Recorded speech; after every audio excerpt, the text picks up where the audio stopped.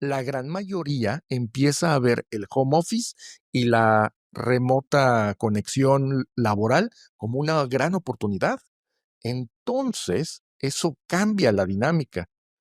Comprar una casa no se vuelve un activo que vas a tener para toda la vida. Y si no es un activo que vas a tener para toda la vida porque lo vas a usar, entonces, ¿qué caso tiene comprarlo?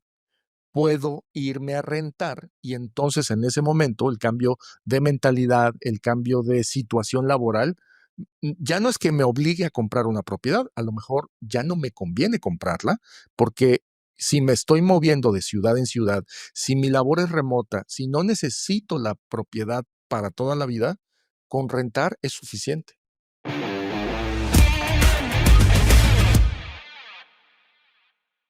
Nacho, ¿vale la pena comprar un inmueble o vale la pena rentarlo? Esa es la pregunta que generalmente me hacen muy frecuentemente amigos, compañeros, incluso otras personas con las que estoy trabajando, clientes, proveedores, los alumnos que tengo. Saben ustedes perfectamente que tengo un curso de Airbnb en nachoflores.com.mx y a través de ese curso me llegan infinidad de preguntas acerca del mismo tema, que es: oye, ¿me conviene comprar una casa? ¿Me conviene rentarla? ¿Me conviene entender cómo funciona el mercado inmobiliario y meterme de lleno? ¿Qué me conviene? Y la pregunta no puede ser más variable, más bien la respuesta a esta pregunta no puede ser más variable, porque mi respuesta para todos ellos es depende. Puede ser que en el momento en que te encuentras ahora, en pleno 2025, con el ingreso que tienes, con la situación económica, social, la comodidad, el trabajo fijo que tienes, te convenga comprar un inmueble para vivirlo. Te puede convenir comprar un inmueble para rentarlo. Te puede convenir ni siquiera invertir en temas inmobiliarios. Hay mucha gente que hoy sabe y tiene la oportunidad de invertir en otro tipo de industrias que les puede dar más dinero. Sí, los temas inmobiliarios generan rentabilidad, no todos, pero depende. Siempre, siempre la pregunta va a depender de la persona, va a depender de su situación mental, sobre todo mental, de conocimiento, tema académico y de tema económico y social. Va a depender de muchas cosas. Entonces, cuando a mí me preguntan y me dicen, oye, ¿qué me conviene? ¿Comprar un inmueble y rentarlo? ¿Comprarme un inmueble, vivir en él? ¿Comprar un inmueble simplemente para ponerlo en Airbnb, no usarlo nunca? ¿Comprar diferentes inmuebles? ¿Invertir en México, invertir en el extranjero, en Estados Unidos, en Centroamérica, en Europa? Híjole, la respuesta es depende. Ya sé que no es lo que quieres oír, pero quiero lo desmenuzando porque esta es la pregunta típica que siempre me hacen. Así es que vámonos por partes. Mira, vamos a empezar por lo más sencillo. Esta idea que traemos muchos hispanoamericanos y mucha gente que a lo largo de las últimas décadas, voy a ponerle las últimas 50 décadas del medio siglo que tenemos viviendo en este planeta, nos han acostumbrado nuestros abuelos y nuestros padres a invertir o a tener nuestra propiedad, nuestra casa, nuestra vivienda, por una razón muy sencilla. Venimos de una etapa de posguerra, o sea, cuando hablamos de posguerra, estamos hablando de finales de 1945, en la época en la que nacieron mis padres, por ejemplo, ¿no? Entonces, este sentimiento que traían los abuelos de haber vivido guerras, a pesar de que en Hispanoamérica, directamente en América, no hubo guerras tan fuertes como la Segunda Guerra y la Primera Guerra Mundial, que se sufrieron mucho en Europa. En América, nuestros abuelos o nuestros bisabuelos vivieron en carne propia lo que es sufrir carencia. Y una de las principales mecanismos, una de las principales bienes que todo mundo aquilataba, pues era tener casa, era tener propiedad y no deberle nada a nadie, porque en tiempos de escasez, lo mejor era tener propiedad. Es decir, aquí podré pasar hambre, pero jamás pasaré frío o jamás me va a faltar techo. Entonces, hay que entender esos momentos. Después Empezamos en Hispanoamérica. Si tú estás escuchando, estás viendo este podcast, seguramente lo estás viendo en México o a lo mejor en Estados Unidos, en Argentina, en Perú. Hay amigos que ya me mandaron abrazos y saludos desde Costa Rica y desde Colombia. Un abrazo para todos los que me ven en Hispanoamérica. Seguramente, en la siguiente etapa de nuestra vida, vamos a ponerle por ahí de 1960, 1970, cuando algunos de nosotros, los de mi generación, empezamos a nacer, bueno, pues nacimos en una época en donde hubo devaluaciones, tuvimos muy malos gobiernos y creo que hasta la fecha todavía seguimos teniendo muy malos gobiernos en América hispana. Entonces, esta época de devaluaciones, de malos políticos, de golpes de Estado, de incertidumbre económica, también nos hicieron ver que necesitábamos refugiarnos y no había cosa más fácil y entendible, más táctil, más física que, que una propiedad, que una casa, que un departamento, que un ladrillo. Entonces, nuestra psique social viene acumulando este sentimiento de carencia que traían nuestros abuelos de la guerra, posguerra, este sentimiento de incertidumbre que traemos de las devaluaciones y de los malos gobiernos hispanoamericanos. Y luego entramos a una etapa en una pequeña bonanza entre 1990, comienzos del 2000, en donde no había una devaluación muy fuerte, excepto nuestros amigos de Argentina, pero en general en todo el continente empezamos a ver cierta bonanza.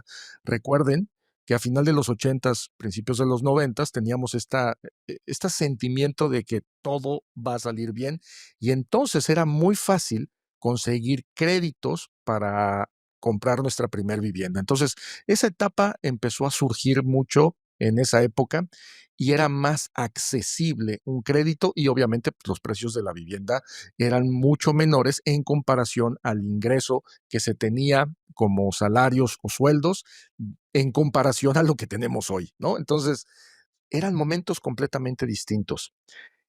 Una de las principales frases que circulaba en todas las familias, seguramente fue esa de primero tu casa y luego todo lo demás. Asegura dónde vives para que tengas dónde morir, aunque sea lo último que tengas, ¿no? Es decir, puedes morirte de hambre, pero jamás te quedes sin techo. Esa era una frase o ese era un sentimiento que era trasladado de generación en generación. Hoy, pleno 2025, en donde las generaciones están sufriendo otros temas, ya no es un tema de guerra, ya no es un tema de devaluaciones, ahora es un tema de crisis de capacidad económica, porque a pesar de que no haya estas grotescas devaluaciones que teníamos antes, lo que está sucediendo es que no nos alcanza el dinero. O sea, si yo volteo a ver a los jóvenes que tienen entre 20 y 30 años, muchas veces el sueldo que reciben no alcanza para cubrir seguramente una hipoteca y tendrán que ahorrar mucho dinero para pagar un enganche y luego pagar mensualidades de un crédito hipotecario y adquirir una vivienda. Es complicado. Además, que existen otros motivantes. En realidad, nuestro concepto de vivienda estaba muy asociado a un largo plazo. Cada vez que comprábamos una casa, cada vez que comprábamos un departamento, cuando nuestros abuelos lo hacían o nuestros padres lo hacían, vamos a hablar de 1950, 1960, hasta el 1980, parte de 1990, el concepto de conseguir una propiedad era, en esta casa voy a vivir el resto de mi vida con mi familia. Eso está cambiando. Yo principalmente me he mudado más de 10 veces de propiedad. He vendido unas propiedades, he comprado otras, principalmente porque mi dinamismo eh, social, mi dinamismo empresarial, la forma en la que vivo es completamente distinta. Incluso que muchos de mi generación, yo me muevo mucho y eso está sucediendo también con la labor de los jóvenes. Las nuevas generaciones y los nuevos trabajos ahora no son fijos, ahora nos obligan a desplazarnos e incluso podemos trabajar desde nuestro hogar. Muchos estamos trabajando desde un teléfono celular. Muchos estamos utilizando Internet para conectarnos. La gran mayoría empieza a ver el home office y la remota conexión laboral como una gran oportunidad. Entonces, eso cambia la dinámica. Comprar una casa no se vuelve un activo que vas a tener para toda la vida. Y si no es un activo que vas a tener para toda la vida porque lo vas a usar, entonces, ¿qué caso tiene comprarlo?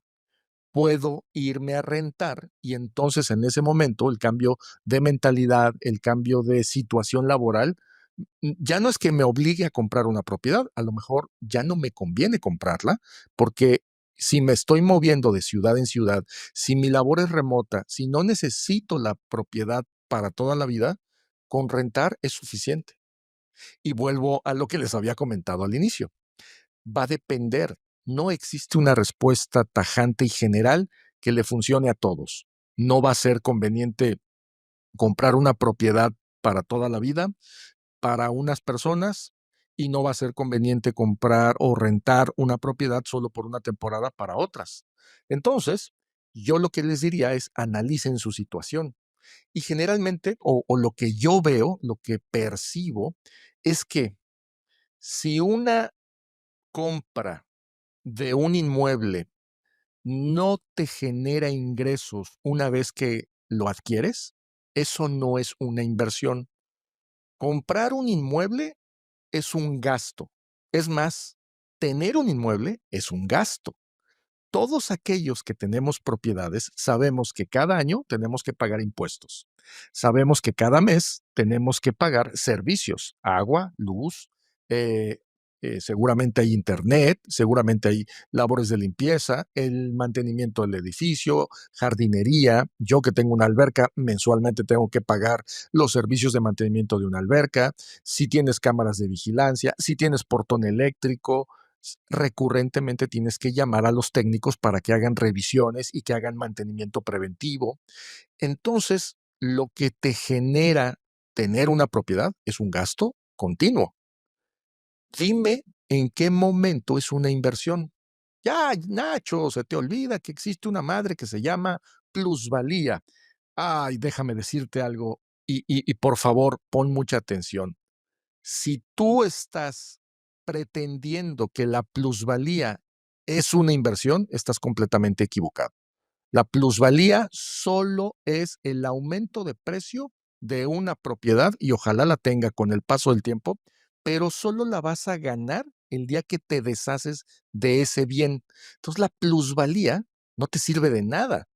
A mí no me importa que haya comprado una casa en 1948 y ahorita tenga un 3,500% de plusvalía, porque en esa casa sigo viviendo y la plusvalía no la estoy ejerciendo, no me la estoy gastando. Y posiblemente hasta que la venda voy a ver esa plusvalía. Entonces, deja de fuera el tema de la plusvalía. Es más, a quien te hable de un tema de inversión y te meta la plusvalía o te la considere como parte de la inversión, híjole, me parece que no es la forma correcta de ver las propiedades, porque la plusvalía solo la vas a conseguir el día que vendas. Entonces, ¿qué es lo importante de las propiedades y los bienes inmuebles? Bueno, que te generen ingresos.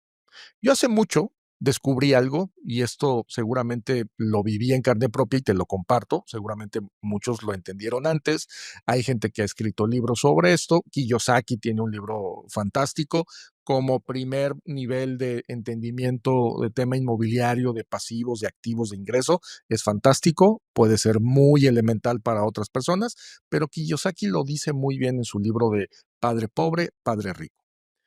Todo aquello que no te genera un ingreso es un pasivo. ¿Qué es un pasivo? Aquello al que le tienes que meter dinero constante, que tienes que gastar. Un activo es aquello que te genera ingreso. Entonces, si tú te compras una propiedad y quieres que sea inversión, tienes que asegurarte que esa propiedad te genere dinero que pueda cubrir casi cualquier cosa que eh, metiste para poder adquirirlo. Es decir, que cubra hipoteca, que cubra gastos de impuestos, que cubra mantenimiento y que te deje un rendimiento mensual, bimestral, trimestral, pero que te esté dando flujo. Y ese es otro concepto interesante. El flujo, es decir, que periódicamente tengas un ingreso, un pago, asegurado o no asegurado, variable o no variable, pero que tengas periódicamente un ingreso, te va a dar mucha, mucha ventaja y te va a ayudar a entender algo que a mí me encanta, que es el activo que te genere flujo es un buen activo. Por eso es que cuando yo me di cuenta que mi propiedad, a pesar de que estuviera en una zona muy bonita, que a mí me gustara esa casa enormemente, que yo viera que, oye, estoy muy cómodo aquí, pero no me genera ingreso y solamente es un gasto, no tenía sentido quedarme en una casa.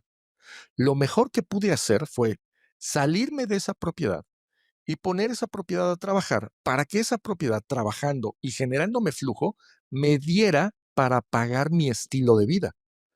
Posiblemente no me voy a vivir a una casa del mismo nivel y me fui a vivir primero a una casa de un nivel más abajo y después descubrí algo, que no necesito vivir en grandes lujos. Incluso me fui 3 o 4 niveles más abajo para ir y rentar en otro lugar que me salía mucho más barato y además a mi casa le hice ciertas modificaciones para aumentar los ingresos, es decir, la remodelé. Curiosamente la puse en Airbnb. Afortunadamente, muchos de los ingresos de esa casa me permiten pagar otras actividades de mi vida y sin yo tener que mover absolutamente ni un dedo. Cuando yo aprendí esta jugada y la viví y la hice en carne propia, ahí entendí el juego del tema del inmobiliario. Entendí que si una propiedad no te genera ingreso, no es una inversión, así de plano. Me da tristeza ver que muchos siguen creyendo que comprar casas, tenerlas guardadas, usarlas como casas de fin de semana, sin nada de ingresos y solo gastando dinero en predial, en jardinero, en limpieza, reparando, impermeabilizando constantemente y sin que les genere ingreso, creen en su mente que eso es una inversión. Posiblemente cuando la vendan, pero si no genera flujo, eso no es una inversión, al menos para mí. Algunos podrán decir, oye Nacho, eso es una inversión de largo plazo, que él va a dar un rendimiento cuando haga la venta. Sí, posiblemente, pero está dejando en la mesa muchísimo dinero. Ahora bien, ahí es donde también yo quiero compartirles que no es para todos. Esto que yo hago de no vivir en mi casa, yo pago la renta en otra casa, yo le pago al dueño de esta casa, yo estoy ahorita en una casa rentándola, tengo una casa rentada. Lo fantástico es que tiene alberca, tiene un estudio, hay 3 recámaras, grandes closets, 4 baños, una gran cocina, garage para varios autos. Vivo muy cómodo gracias a que mi casa, que es mucho más grande, me genera suficiente dinero para pagarme esta renta y además los gastos. Eso a mí se me hace una inversión que posiblemente yo le llamaría una inversión inteligente. No estoy esperando que mi casa vaya a crecer, la que es mía, vaya a crecer mucho de plusvalía, porque lo que me está dando satisfacción y lo que me está generando ingreso es hoy el flujo que obliga a esa casa tenerla en Airbnb o que produce de los ingresos de renta. Entonces, para mí esa es la inversión. Ahora, no es fácil. Yo sé que mucha gente también en mis redes sociales me ha dicho, claro, pues es que lograste tener una casa, no todo el mundo estamos en la misma situación.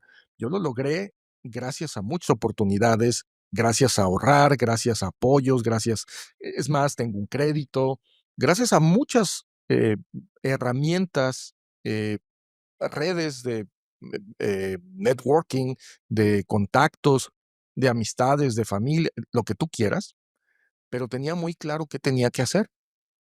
Tenía que salirme de mi casa para que este ingreso que genera mi casa me pagara mi estilo de vida. Eso a mí me quedó muy claro. Y por eso quiero compartirles hoy que si tú estás dudando entre comprar un inmueble y seguir rentando, solo analiza 2 cosas. La primera, si tú tienes suficiente dinero para pagar el enganche y comprar una casa y sacarlo a través de un crédito, asegúrate que la renta de esa casa te pueda generar dinero suficiente para pagar el crédito y que te deje un remanente para que te ayude a pagar la renta en donde vas a vivir. Trata en lo más posible de no comprar casas que sean muy costosas y que en el vecindario en que tú estás comprando sea de las casas más caras, porque va a ser muy difícil que a la larga esa casa la pueda revender a un mayor precio. ¿Cuál es mi recomendación? Mi recomendación es que si vas a comprar una casa, trates de encontrar un buen vecindario, una buena colonia, un buen barrio, y trata de comprar la casa más fea.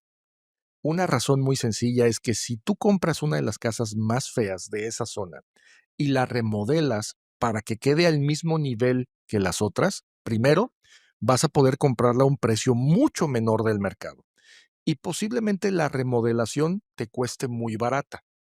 Trata de que la remodelación no sea costosa, trata de que sea fea, pero que no sea una ruina, para que en la remodelación la puedas dejar al mismo nivel que de las demás casas o las demás propiedades que hay alrededor.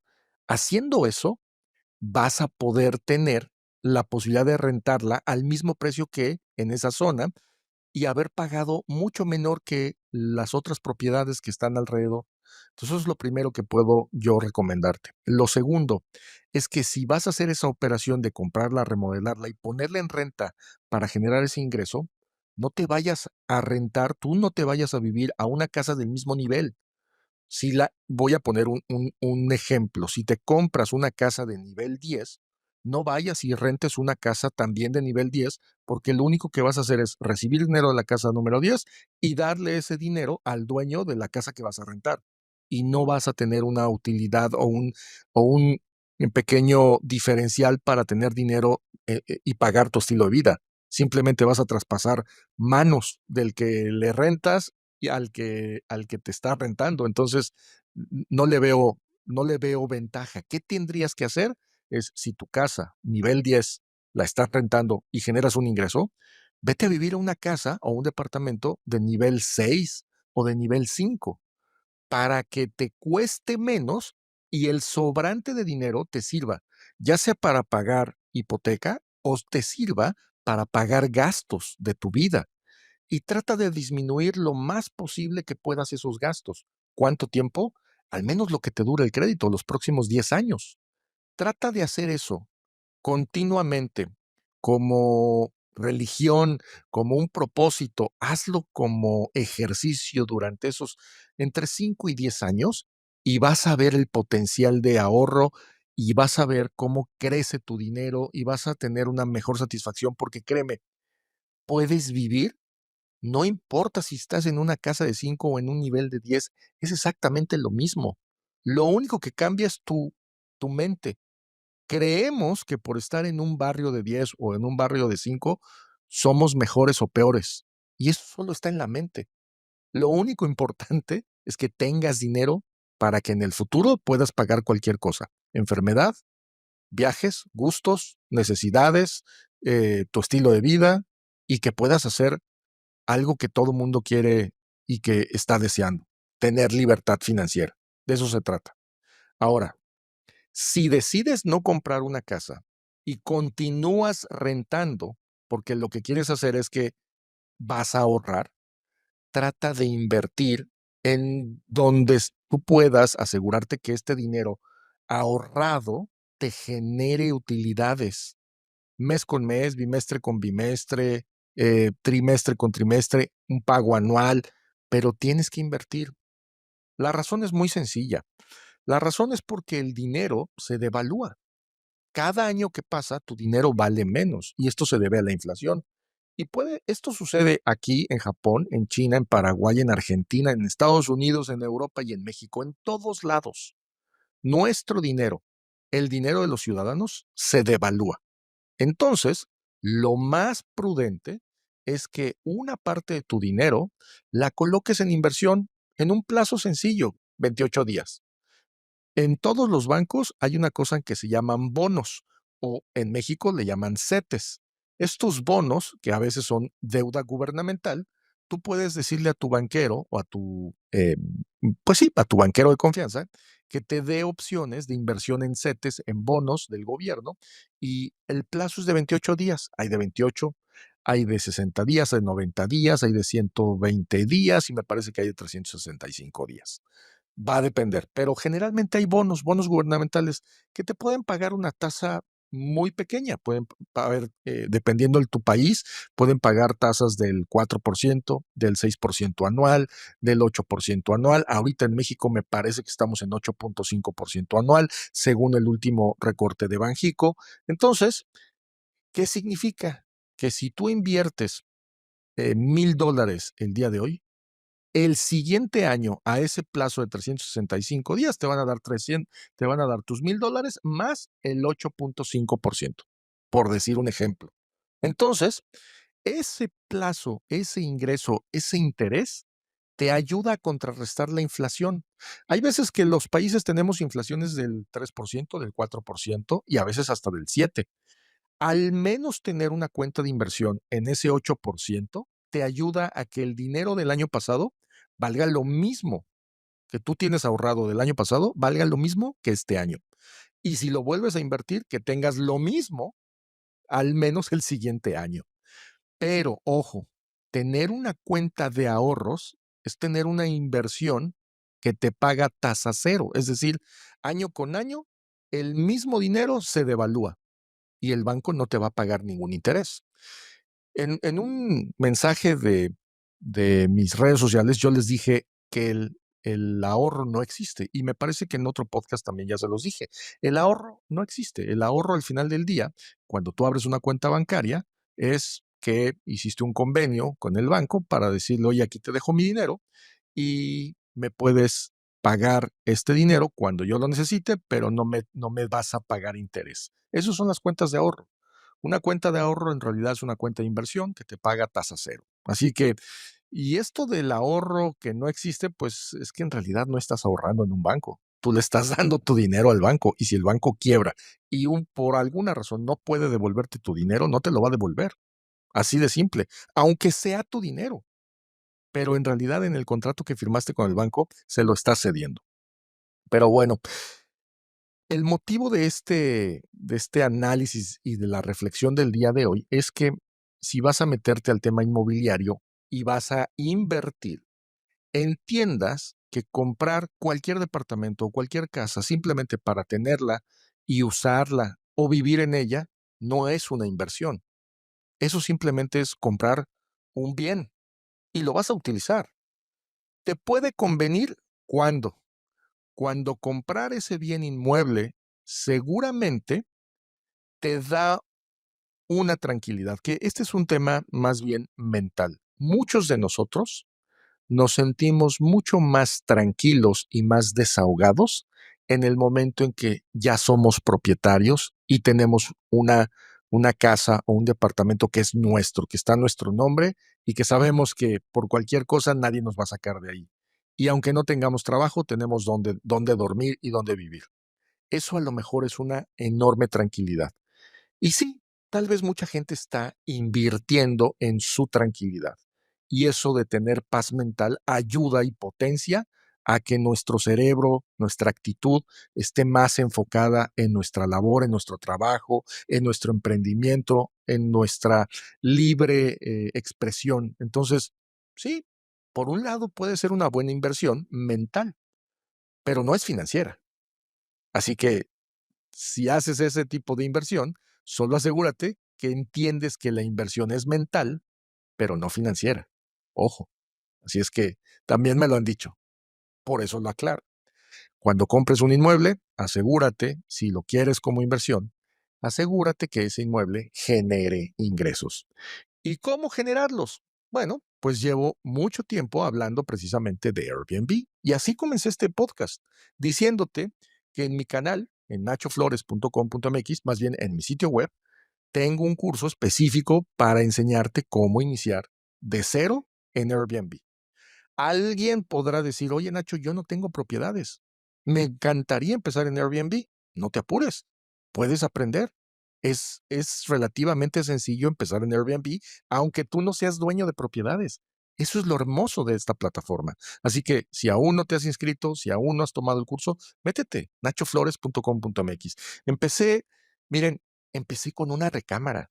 Yo empecé con una recámara en el 2011. Si yo empecé con una recámara en el 2011 y hoy soy embajador de Airbnb, tengo cursos, he ayudado a más de 3,500 personas. Es más, creo que ya son 4,000. La vez pasada estaba diciendo, son 3,000, 3,500. No, ya son más de 4,000 personas a las que he ayudado a que pongan un Airbnb. Ya son más de 4,000. Algo he de saber. Llevo más de 14 años en este negocio. Entonces, lo que yo he aprendido y a lo que a mí me queda muy claro, que casi cualquier persona que entienda cómo funciona la plataforma puede meterse a este modelo. Fíjense, hace tiempo, estaba platicando con otro amigo que tiene varias propiedades y le decía: "Oye, ¿tienes problemas financieros? ¿Por qué no pones tus propiedades?". Y la respuesta que él me daba, yo no la concebía. A lo mejor, es un tema mental, es un tema, yo digo que es una mentalidad de viejito, porque él decía: "No, ¿cómo voy a dejar que otras personas utilicen mis propiedades?". Y tenía más de 5 propiedades. Tiene departamento en Acapulco, casa en Cuernavaca, en casa en Ciudad de México, tiene varias propiedades en Cuernavaca. Entonces, y me decía: "No, es que cómo voy a dejar que otras personas usen mis propiedades, son mis propiedades, son mis casas". Y yo decía: "Sí, pero tu apego te está quitando dinero". Entonces, una de las cosas bien importantes conforme vamos madurando y conforme vamos envejeciendo, es que nos quitemos esas ideas del apego material. Me encanta escuchar a las personas que dicen: "Yo no tengo apego absolutamente a nada. Si algo se rompe, lo repongo. Si algo se me cae, si algo se me pierde, no pasa nada, voy y lo consigo". Que cualquier cosa material no le tengas apego es un gran beneficio. Y yo creo que eso también podría ser un buen tema para un podcast posterior. Un día hablaré de apegos y de cómo quitarse apegos materiales te va a ayudar a avanzar financieramente, socialmente, mentalmente y sobre todo te va a dar mucha paz. Quitarte esos apegos a las cosas. No tengas amor a las cosas, tenle amor a las personas, tente amor a ti mismo, amor a tu tiempo, pero no le tengas amor a las cosas. Y tampoco le tengas amor al dinero. Usa el dinero sabiamente. Y esa es una de las cosas que yo también me gusta compartirles. Y justo por eso hago este tipo de contenido y hago este podcast, para transmitirles un poquito de lo que yo siento, un poco de lo que yo veo y un poco de lo que he aprendido. Así que para cerrar el día de hoy, si vas a comprar un inmueble, si estás dudando en comprar un inmueble o en rentarlo, pues analiza que sea un inmueble que te genere ingresos. Ahora, también hay algo antes de que se me olvide, que es, si vas a rentar, procura rentar un inmueble con condiciones en las cuales tú lo puedas subarrendar en algún momento. Te voy a poner un ejemplo. Imagínate que rentas un inmueble que tiene 3 recámaras, ya sea porque necesitas una recámara para ti o tu pareja, una recámara para tu hijo y un estudio. ¿Por qué te digo que trates de buscar una tercera recámara y no te quedes justo? Por una simple razón.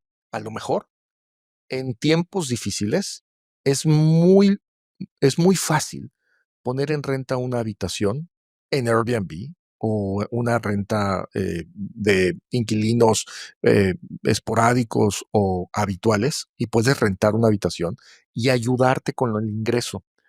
Si tú no tienes un contrato que te permita subarrendar esa propiedad, va a ser bien complicado que, si el dueño se entera, no te corra o inicie una demanda o haya problemas legales.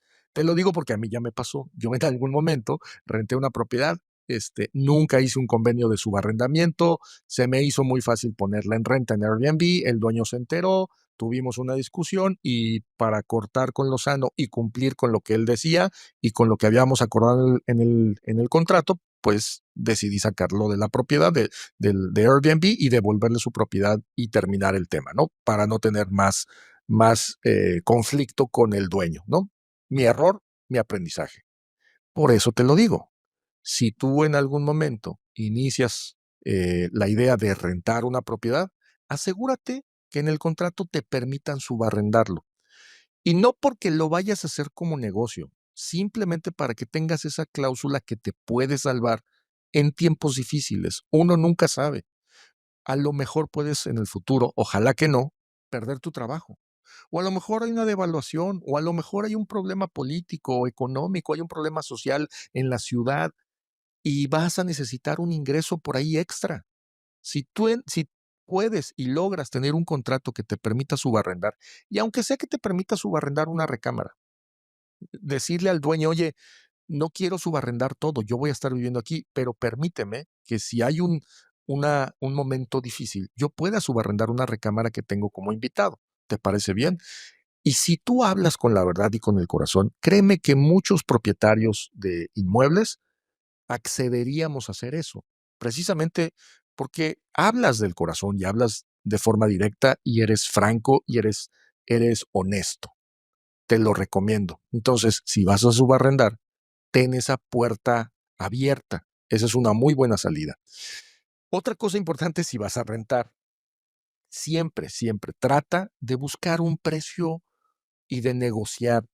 Generalmente nos busca o nos gusta ir a la propiedad que más nos agrada, el precio es alto y pocas veces he visto gente que regatea, que cree que regatear es de gente poco educada o que no es algo fino, ¿no? Regatear, que eso solo se hace en el mercado. Señores, señoras, hay que regatear para absolutamente todo. Si algo le aprendí a amigos que eran libaneses, judíos y de algunas otras partes del mundo, rusos y australianos también, y japoneses y algunos amigos chinos, aprendí que no importa en qué negocio te encuentres, no importa qué transacción estés haciendo, así vayas a comprar una casa, un auto, ropa, en el supermercado, en una tienda departamental, siempre, siempre pide un mejor precio. No importa que vayas a comprar el clásico perfume que sabes que no le hacen rebaja, siempre, siempre pide un mejor precio. Siempre. Ahora, cuando vayas a rentar, haz lo mismo. Trata de negociar un buen precio. Es mucho más sencillo que una persona que sabe que ya tienes intención de hacer una compra o una renta pueda aceptar un pequeño precio abajo o alguna condición adicional que dejarte ir. Entonces, si vas a rentar, mi recomendación es trata de negociarlo. Caray, incluso hasta mis clientes que yo recibo en Airbnb, muchos de ellos, lo primero que me dicen, oye, ¿no puedes hacerme un descuento de al menos $20? Eso me puede ayudar, eso me gustaría, es como un gesto de buena voluntad y lo aceptaría.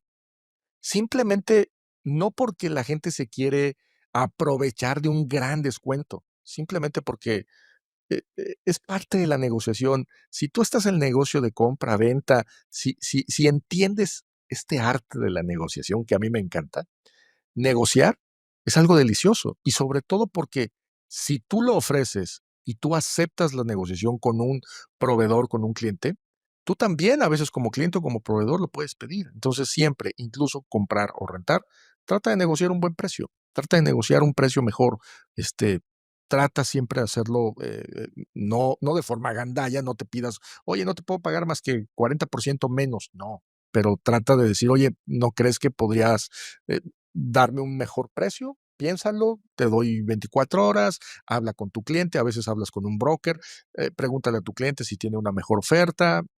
Hay una negociación, eso ayuda muchísimo. Y la última que te puedo recomendar es que si logras incluso meterte al tema inmobiliario y rentar una propiedad porque la vas a subarrendar y la vas a subarrendar completa, y por ejemplo, si la vas a subarrendar completa y la vas a meter en Airbnb, no hagas contratos de menos de 2 o de menos de 3 años. Yo diría que menos de 3 años. De 2 años, pues, va a depender mucho, pero menos de 3 años puede depender mucho, menos de 2 años, no lo sé. Un año definitivamente no. ¿Por qué? Porque cuando tú rentas una propiedad para generarle ingresos, la vas a meter en Airbnb, la vas a amueblar, la vas a remodelar, la vas a acondicionar, el primer año es yo te diría que la mitad del primer año es una curva de aprendizaje. Vas entendiendo la zona, vas entendiendo cómo fluctúan los huéspedes, cómo fluctúa el lugar, cuál es el ritmo de la recolección de basura, la energía, o sea, la energía eléctrica, los servicios locales, internet, vas entendiendo al conserje tal vez del departamento, vas entendiendo a los vecinos, vas entendiendo la dinámica social de la comunidad esos primeros 6 meses.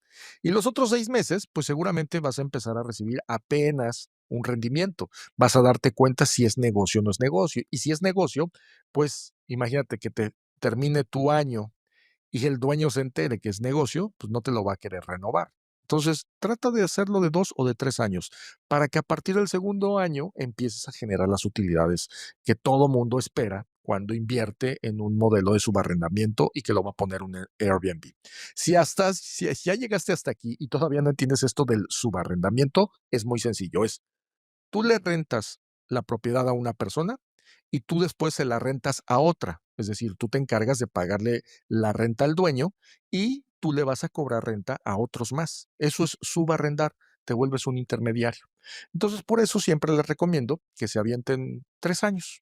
Con 3 años es suficiente buen tiempo para iniciar un gran proyecto de subarrendamiento si lo que quieres es meterlo a Airbnb. Y vuelvo a repetir, si quieres aprender, nachoflores.com.mx, ahí está un curso completito y desde ahí puedes hacerle clic y te voy a ayudar directamente. Hay un clic ahí, nachoflores.com.mx, le haces clic y yo te puedo ayudar directamente como embajador a dar de alta tu cuenta y a dar de alta tu anuncio de Airbnb directamente desde la aplicación de Airbnb. Esa es la gran ventaja que tengo para ayudarte.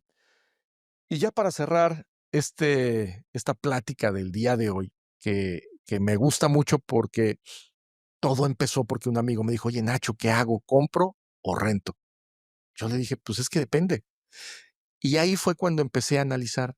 Yo le haría, un análisis a mi amigo, si me está viendo, es, ¿qué es lo que quieres?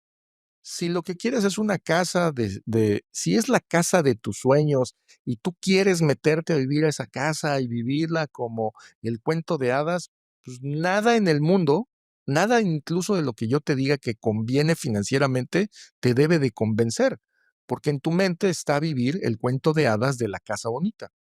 Con el paso del tiempo, te darás cuenta que eso de la casa hermosa y el jardín y los niños y el perro, solo es una ilusión.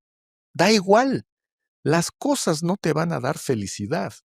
Vivir en la mejor colonia de la ciudad o en el mejor barrio del mundo no te va a dar la felicidad. Da igual, se siente más bonito, no te lo niego. Es muy bonito ver Central Park desde uno de los edificios de Fifth Avenue. Es padrísimo, pero eso no da felicidad. Entonces, yo te recomendaría, pero ¿sí sabes qué da felicidad? Antes de continuar, ¿sí sabes qué da felicidad?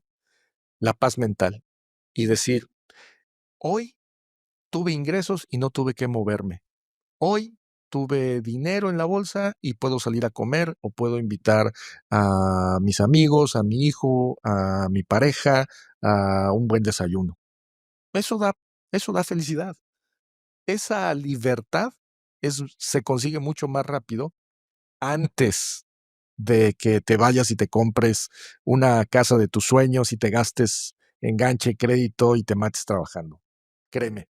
Entonces, si tú me estás viendo y tú eres el que me pediste este consejo, yo te diría, espérate, tienes suficientes años por delante como para irte a meter a la casa de tus sueños a tan temprana edad. Entonces, si en este momento lo que puedes priorizar es ganar dinero, no vayas y busques la casa de tus sueños, mejor busca una casa que te genere buen ingreso.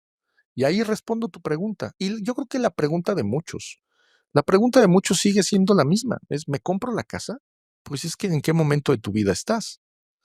Algunos de nosotros ya ni siquiera, después de tantos años, ya ni siquiera nos importa la casa de nuestros sueños. Me da igual. Es más, la casa de mis sueños la puedo ver y la puedo rentar. Hoy veo, busco, ¿cuánto cuesta la casa de mis sueños? En renta. Porque no la quiero comprar. ¿Para qué la quiero? La quiero disfrutar. Me quedan, no sé, voy a poner un número. Me quedan 40 años de vida. ¿Voy a vivir más de 40 años de vida? A lo mejor no. Y a lo mejor ni siquiera voy a vivir en esa gran casa enorme, ni más de 20. Entonces, ¿para qué me la compro? Mejor voy, la rento los próximos 10 años de vida, disfruto esa casa 10 años y después me busco algo mejor o me busco algo más pequeño. Eso es lo bonito de rentar. Entonces, yo siempre he pensado que va a depender. Entonces, a mi amigo le diría, espera y trata de alargar esa recompensa. Hoy procura que lo que vayas a comprar te genere ingreso. Si es una casa, trata de generar ingreso con ella, no te metas a vivirla. Y si vas a ir a rentar un departamento, trata que ese departamento no te cueste mucho que te impida ahorrar. Esos son los únicos 2 consejos que les puedo dar.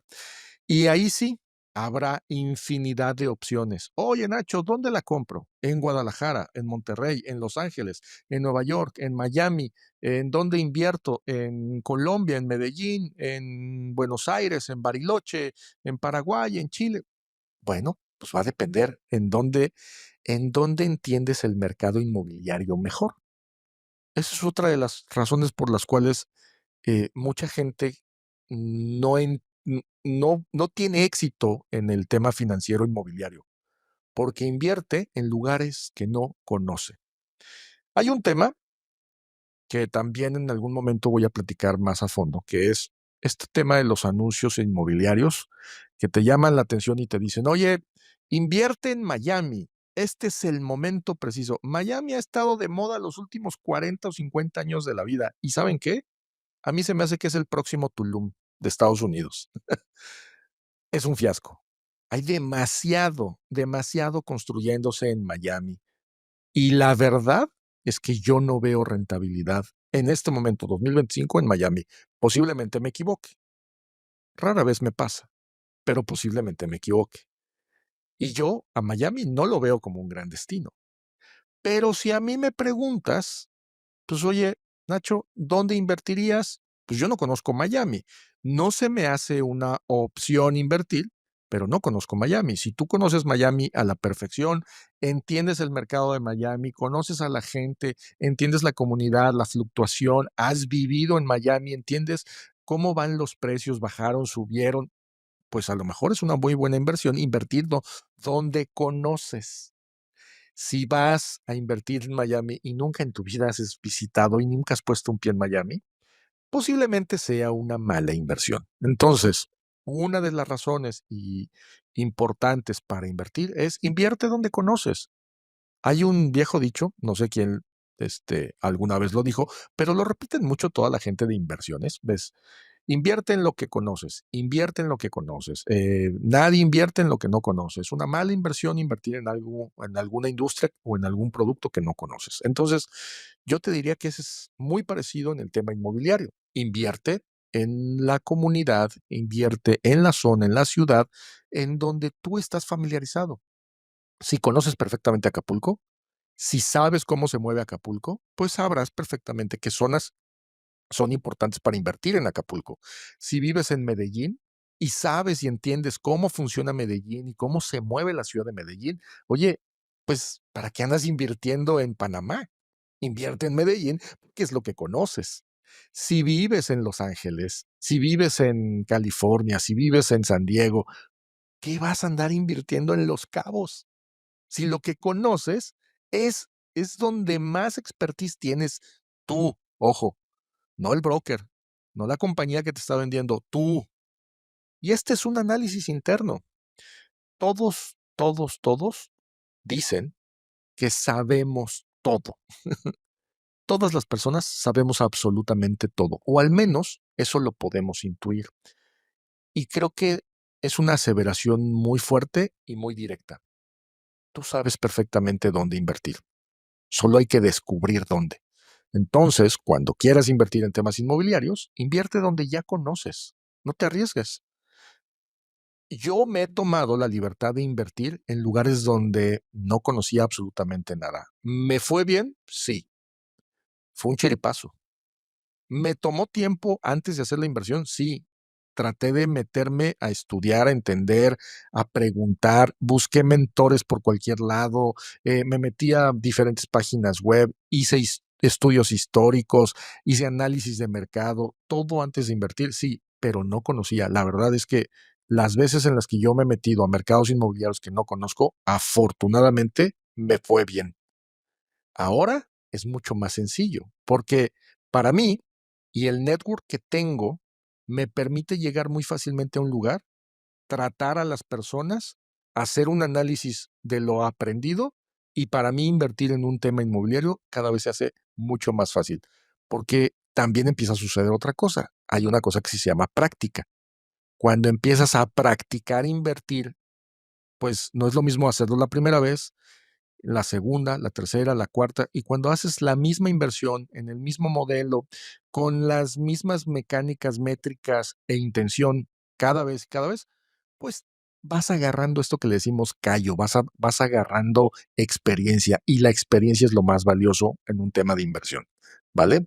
Así es que amigos, comprar o rentar, la pregunta que todo mundo se hace, depende y no hay una respuesta exacta. Así es que la próxima vez que veas un anuncio, es más, yo cometí ese error. Hace algún tiempo puse un video que siempre les dije, no, comprar y vivir es el peor error financiero. Lo sigo manteniendo. Comprar una casa y meterse a vivir en ella es un grave error financiero. No es un error mental, no es un error emocional, no es un error social y no es un error familiar. Si tu objetivo es tener paz mental, si tu objetivo es que tu familia esté cómoda, si tu objetivo es cumplir ese sueño, eso no es un error, es un error financiero, porque meterte a vivir la casa que eres dueño, pues no te genera ingresos, simplemente es un gasto, un gasto, un gasto, ¿no? Pero hay otras cosas que lo compensan. Sigo insistiendo que comprar una casa y meterse a vivir es un error financiero, pero puede no ser un error para ti, ¿no? Entonces, comprar o rentar va a depender. Escríbeme, ¿qué opinas? ¿Qué situación estás? Si quieres que te ayude, que te dé por ahí un consejo, mándame un mensaje. Mis redes sociales son soy Nacho Flores, así estoy en todas las redes. Y me encantará leerte y escuchar, saber qué estás haciendo para invertir en tu próximo tema inmobiliario. Y si ya entraste a mi sitio web, me gustará saber si ya tomaste el curso y qué te pareció. Nos vemos en el próximo podcast. Mi nombre es Nacho Flores. Me dio mucho gusto verlos el día de hoy. Bye bye.